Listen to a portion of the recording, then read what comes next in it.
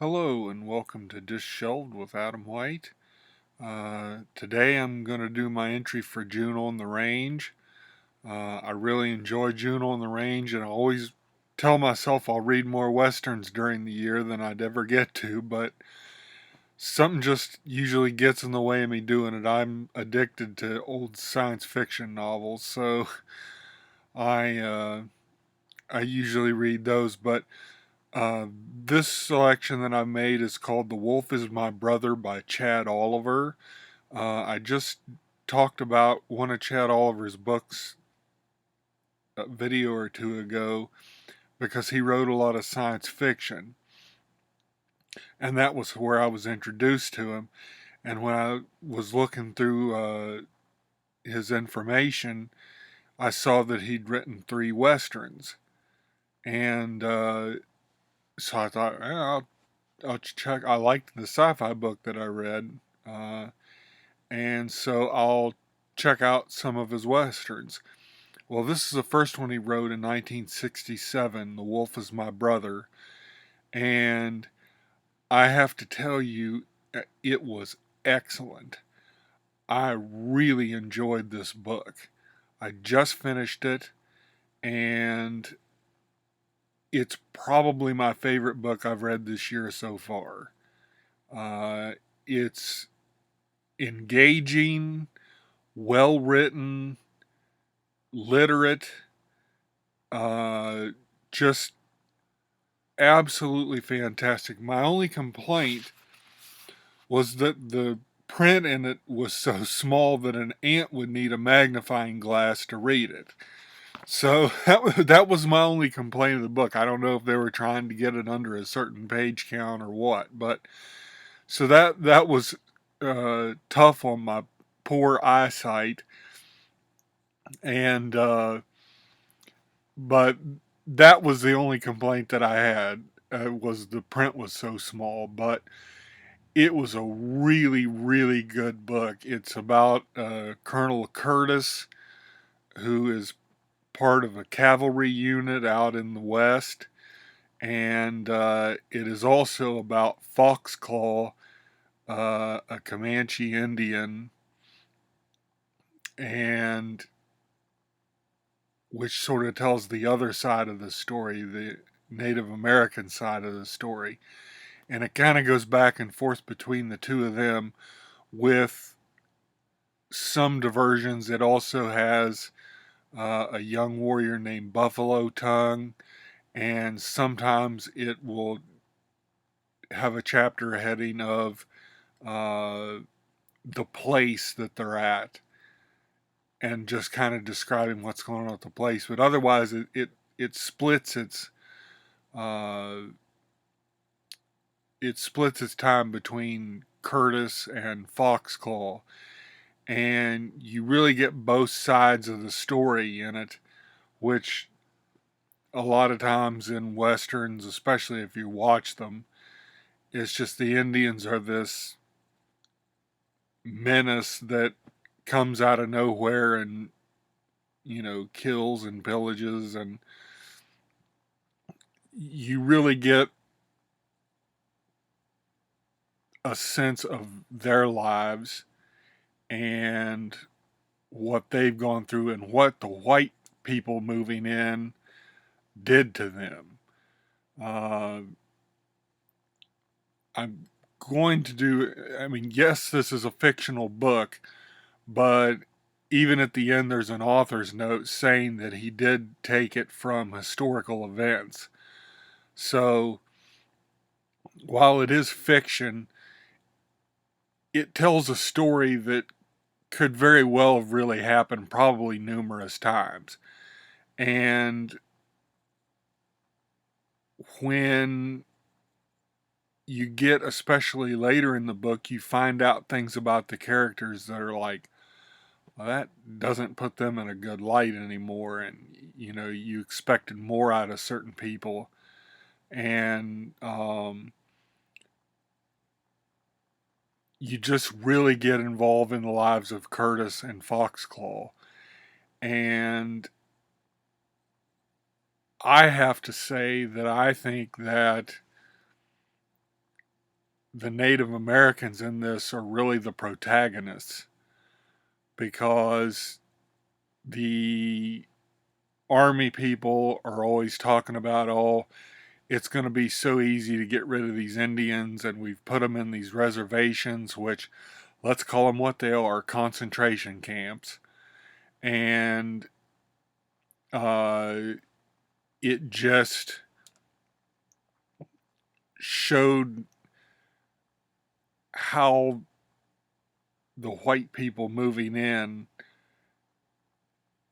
destroyed a culture and a way of life and destroyed people's lives just to take over their land. And it was really a really powerful book. Uh, some of the stuff that happens in it, you're like, wow, I can't believe they did that. But I mean, it's based on stuff that people really did. And it just is really, really affecting and an effective novel. It won the Golden Spur Award, which it very well should have. And it was an excellent, excellent Western. Uh, I don't want to say too much more about the plot because I don't want to give anything away. I was going to read you what was on the back of the book, but if you get it, don't read the back of the book first, because the back of the book ruins a couple of surprises. So I'm not going to read that, but I didn't read it beforehand either.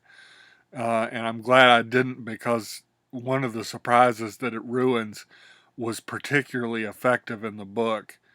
Uh, just really, really gets to you. Uh, there's lots of things like that in here.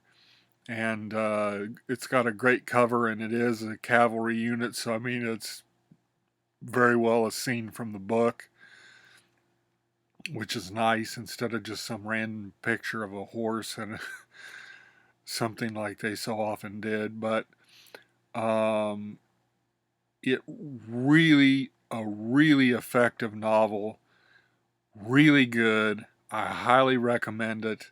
Like I said, I think it's probably my favorite thing I've read so far this year. It's not very long. It was 144 pages, but like I said, there was lots of tiny print crammed onto those pages. But I got through it. I got used to it as I went. I also wanted to show you his other two novels. Now, he wrote The Wolf is My Brother in 1967. This one was not till much later. It was 1989. So it was a long time before he got back to write another Western called Broken Eagle.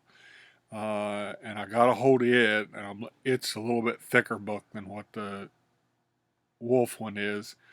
But I'm eager to look forward to it, and it looks like it deals with the Indians too, the Native Americans. Um, and I'm looking forward to it. And then there's also The Cannibal Owl, which he wrote, I think, in 1994. It was his last novel. It's a little bit thicker too. But it was funny because he did that one Western back in 67 in the midst of doing a bunch of science fiction. Then he wrote science fiction for most of the rest of his life. And then his last two novels were Westerns. So I thought that was really interesting too, and I'm really looking forward to reading them. I may not get to them immediately, but I'm I've got so much stuff right now that I want to read that I just can't decide what to read. But I wanted to do something for June on the Range, and so I did The Wolf is My Brother, which I highly, highly recommend. Uh, it was excellent, and you should really give it a try. I got it online for a few bucks. I mean, it's not that expensive to get. It's not on Kindle or anything, but uh, this was a first printing from '67, and it's in really good shape. There's a little bit of kind of tearing on the back cover, but other than that, I mean, it was almost as good as new, the one I got. Uh, and it was a really awesome novel. If you're interested in westerns at all, this is a great, great book to read. If you've never read a western before, this would be a good place to start because it really gives you a sense of both sides of what's going on. There's also some stuff left over from the Civil War that they deal with in here that's really enlightening as to some of the what some of the characters have done, and it just is a fantastic book. I really liked it, and I highly recommend it to you. That's all I'll say about it. Happy June on the Range, and I don't know if I'll get to another Western this month or not, but because I've got a few other things on the stove cooking up here for videos, so but definitely, definitely read this book. It's really good. I really enjoyed it, and you know why it's called The Wolf is My Brother by the time the story ends too. And it's really effective as well. Really well written, fantastic. Chad Oliver. I'm going to read those other westerns by him, and I'm also going to be getting. You can get a lot of his science fiction on the Kindle for just a couple bucks a piece. So I highly recommend his science fiction novels too. I'm going to get into those as well. But if they continue to be anything like this, they're going to be excellent. So thank you for hanging out with me, and I will catch you hopefully sooner than later.